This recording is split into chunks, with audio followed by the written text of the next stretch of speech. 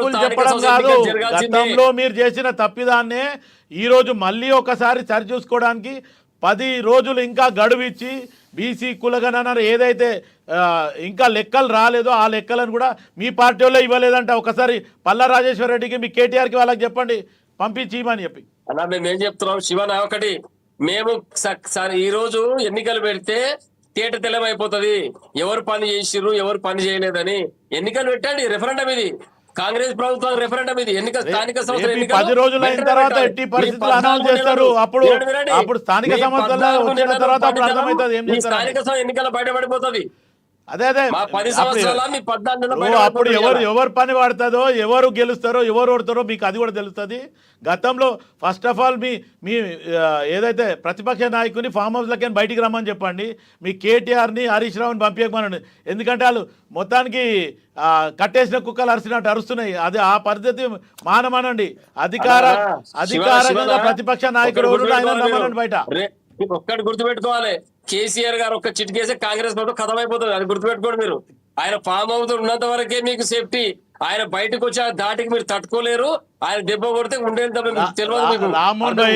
ప్రజలు ఆల్రెడీ దెబ్బ కొట్టిర్రు. కేసీఆర్ ని మొత్తం భూమికి కట్టుకపోయిండు. 14 మాసాల నుంచి లేవడానికి అయితే లేదు. ఇంకొక మాట మొన్న ఆయన ఏం మాట్లాడుతుండు, ప్రజలను తిడుతుండు, ఓటర్లను తిడుతుండు. మంది మాటలని మారమానం పోతే మళ్ళీ వచ్చే వరకు సంసారం పోయిందని. అంటే ప్రజలను తిడుతుండా? అంటే జనాలు ఓటర్లను తిడుతుండు ఏమని? మంది మాటలని మారమానం అంటే ఏంది? ఏదో భర్త నిడిచి ఇంకో దగ్గర పోయిందన్నట్టు దాని అర్థము. మరి కేసీఆర్ ఇంకా అదే అధికారంలో ఉన్నట్టు అదే ధీమాతో మాట్లాడితే ఏముంటది? రేపు ఏదైతే లోకల్ బాడీ ఎలక్షన్ లో ఇట్లానే మాట్లాడమాను మళ్ళా బండకేది కొడతారు. తెలంగాణ ప్రజలు మాయమైపోయి ఉన్నారు. గుర్తుపెట్టుకోండి. రామ్మోహన్ గారు, తెలంగాణ ప్రజలు ఎవరి వైపు ఉన్నారనేది ప్రజలు నిర్ణయిస్తారు. మీ వైపే ఉన్నారని బీఆర్ఎస్ చెప్తుంది, మా వైపు ఉన్నారని కాంగ్రెస్ చెప్తుంది. లేదు మీ ఇద్దరు వైపు కాదు, బీజేపీ వైపు మా వైపు ఉన్నారని బీజేపీ చెప్తారు. దీనిలో ఏది కాదు. కానీ ఒకటి శివలాల్ గారు, ఏదైతే కాంగ్రెస్ పార్టీ పని చేస్తుందో, ప్రజల కోసమే పనిచేస్తున్నామని చెప్తుందో, చేసిన పనిని కరెక్ట్గా ప్రజల్లోకి వెళ్ళింది, ఇది మేమే చేశాము అని చెప్పడంలో ఎక్కడైనా ఫెయిల్ అయింది మీ ప్రభుత్వాన్ని మీరు భావిస్తున్నారా? ఇప్పటికీ కూడా నేర్చుకోకపోతే ఒక రకంగా మీకు మీ కాంగ్రెస్ ప్రభుత్వానికి కష్టాలు తప్పు అంటారా?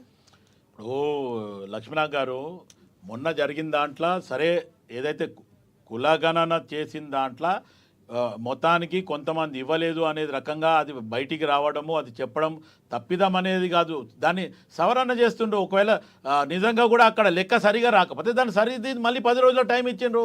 ఆ 10 రోజులలో రాకపోయినప్పుడు ఇంకా ఇప్పుడు గతంలో 10 సంవత్సరాల నుంచి వాళ్ళు లెక్కలే చెప్పలేదు.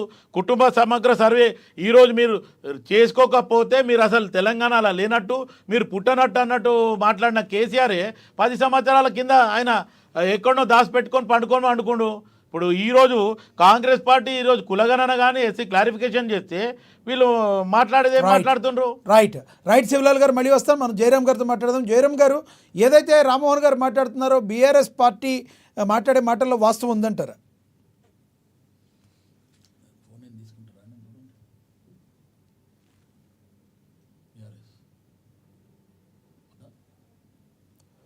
ఎస్,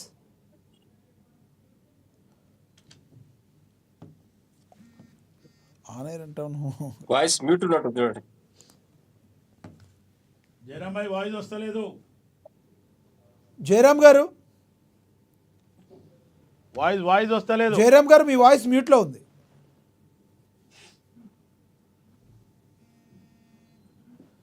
జయరామ్ గారు, మీ వాయిస్ మ్యూట్లో ఉంది.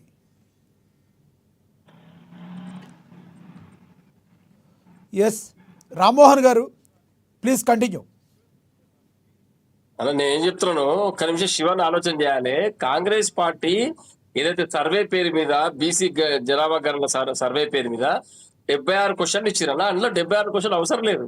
కుటుంబ యజమాని ఎవరు, కుటుంబం ఏం పని చేస్తుంది, వ్యవసాయమా, ఉద్యోగమా, వ్యాపారమా, ఏ కులము, కులంలో ఏది,